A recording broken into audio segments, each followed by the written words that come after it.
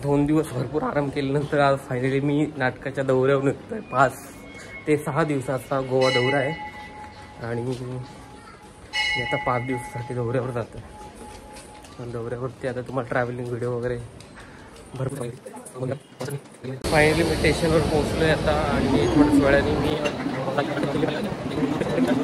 चला तर मित्रांनो एकदाच पोहोचलो आपण गोव्यामध्ये आणि गोव्याचं वातावरण तर बाबा काही कमालच आहे। अरे जिकडं पाहावं तिकडं नुसत्या बोटीच बोटी आणि आम्ही म्हणलं अरे बाप हे काय हे काही म्हणा मुंबईच्या समुद्रापेक्षा गोव्याचा समुद्र लई स्वच्छ आहे। काय त्या मुंबईचा समुद्र पाचा पुड्या खाऊन लोक कुठं थुकलेले सिगरेटचे दुंडक दांडक टाकलेले कचरा कुचरा काही खाऊन रॅपर तिथं इकडे तिकडे फेकलेले पण गोव्यात तसं नाही। या स्वच्छतेमुळे गोव्याची सुंदरता अजून वाढली।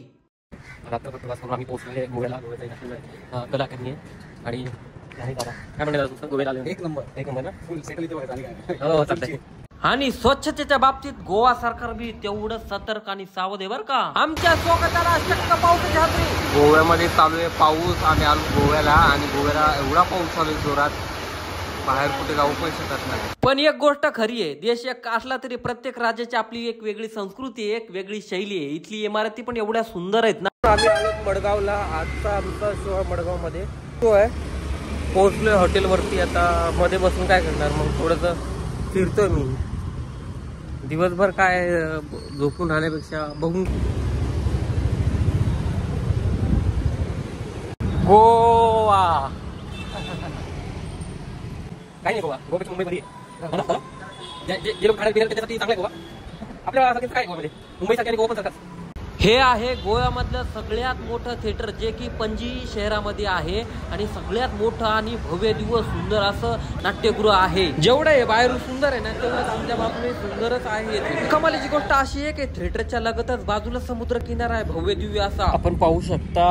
हे आहे गोव्याचं बीच म्हणजे गोव्याचं सगळ्यात महत्त्वाचं ठिकाण आहे हे आणि याच्याच बाजूला एक कला अकादमी आहे गोव्याची आणि तिथे आमचं मोठं थिएटर आहे नाटकाचं आणि त्या थिएटरमध्ये आमचा शो आहे। तर 7च्या नंतर आम्हाला ते थिएटर मिळणार आहे तर त्याच्या मग तोपर्यंत काय करायचं तर मग सगळे असे फिरायला आले तिकडे तर मग मी जरा निवांत इकडे आलोय बसलोय। बाकीचे लोक फिरतात फोटो बिटो काढतात तर मी म्हटलं की आज मी थोडासा व्हिडिओ करूया। दिवसभर आम्ही आलो दुपारी आल्यानंतर थोडासा आराम केला तर नाट्यगृहाकडे आलो।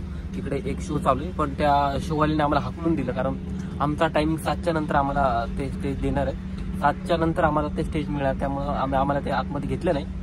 आता 7च्या नंतर आमचा टायमिंग झाल्यानंतर कोणी जर आलं तर आम्ही हाकलू शकतो असा इथला रूल आहे। तो लोकांना गोव्याची लय आवड आहे। गोवा म्हणजे काय गोवा म्हणजे माजरुड्या लोकांचं काम आहे गोव्याला येणं आणि आम्ही तर आलो कामानिमित्त आमचा नाटकाचा शो आहे 2-4 इथे म्हणून आम्ही आलो। मला मुंबई आणि गोवा याच्यात काय फरक नाही जाणवत। बोल्ड का बोल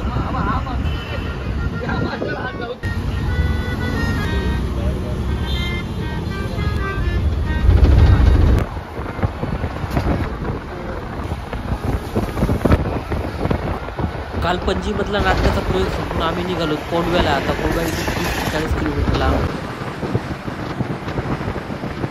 आणि आम्ही फायनली पोहोचलो फोंड्याला आणि हे फोंडा गोव्यामधलं एक ठिकाण आहे। तिथलं एक नाट्यगृह आहे राजीव गांधी कला मंदिर फोंडा तर तिथं पोहोचलं आज तिथं शो आहे।